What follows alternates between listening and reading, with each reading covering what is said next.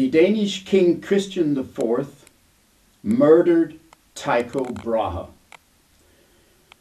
That is what the international media is reporting these weeks, this month, 2010. The month is November. The Danish King Christian IV murdered Tycho Brahe, and that is the same king who persecuted in his time and murdered more than 200 women as witches. So that the revelation now for the whole world, with irrefutable evidence that he murdered Tycho Brahe, is evidently quite in harmony with his persecution and murdering, killing of more than 200 women as witches.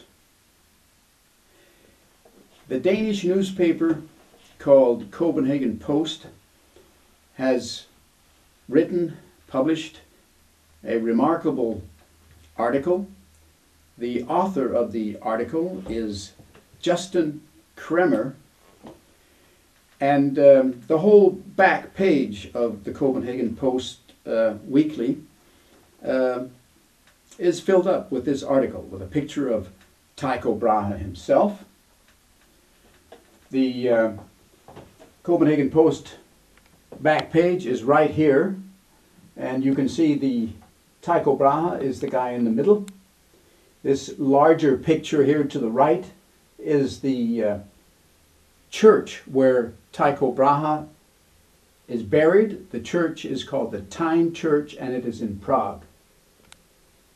The little picture down here to the left is King Christian IV.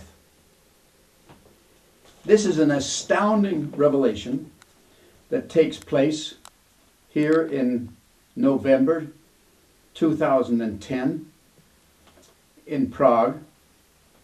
It is a revelation that is based on two sources of information, two sources that are entirely new, seen through the historical glasses of 400 years. Tycho Brahe was murdered in 1601.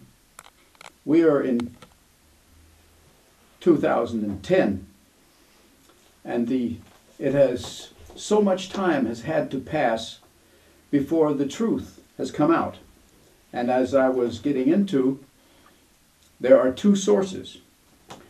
The one source is DNA material from Tycho Brahe's body, exhumed body, dug up out of the grave, analyzed, and the other source is a newly revealed diary of the person who assassinated Tycho Brahe, and who was, by the way, a Swedish secret diplomat. And he wrote this diary, and in the diary there are, I do not know whether or not, it doesn't come out of the article that there are exact details and where he admits of killing him, but there are enough details to make it into irrefutable evidence, as the Danish professor Peter Andersen claims it to be. Professor Andersen is a professor, an expert in Renaissance and medieval Europe, Germany, Scandinavia, and he is teaching today at the Strasbourg University in France. So those are the two sources of evidence that has come out, the diary by Erik, the secret diplomat, Erik Brahe, who has the same surname as Brahe himself, which is astounding. I'll get into that story a little later, which is quite amazing. And the DNA material. Anyway, the media all over the world has covered this story, these new revelations. But to me, I've not seen all of them, of course not. But the Danish Copenhagen Post has one of the best articles I've seen. The Danish newspapers are simply not reporting all the facts, all of the things that are coming out, especially the harsh criticism of Denmark, especially by the professor Peter Andersen. And then there's the Copenhagen Post, and there's on the internet you can find Der Spiegel, the German English edition of Der Spiegel. They have an article on all of this, and there are facts coming that they bring out that even the Copenhagen Post has not got hold of. But I'll get into a little bit of that a little later. And anyway, the Danish article, Copenhagen Post, starts by saying, they have a title called "Digging Up the Truth on Astronomer Tycho Brahe's Death," which is another way of saying that King Christian IV murdered Tycho Brahe. 4 centuries after his death, the astronomer's remains are dug up, and then the newspaper asks, "Will the Danes like what is found?" And the paper answers, probably not. Most likely not, because it's very harsh. Scientists have reopened the grave of the astronomer Tycho Brahe. Tycho Brahe, as most people know, was an astronomer, but maybe everyone doesn't know that he also was an alchemist. And he was one of the brightest scientists of the Renaissance. And one of his great discoveries, probably one of the first great discovery that he made, was in 1572, when he detected a new star in the constellation. And I guess most people have heard of Cassiopeia. Cassiopeia is the star constellation that he detected, the first one to do so. And at this time, this was a shocking discovery. He was the first person to describe a supernova. And how was he able to do this? He actually was able to do this because he built the instruments that he used. He built them himself. How many astronomers today build their own instruments or anything similar to this? He built the observatories. He built the best observatory in Europe. And this was on an island called Ven, and the observatory he called Uraniborg Observatory, which was the best in Europe.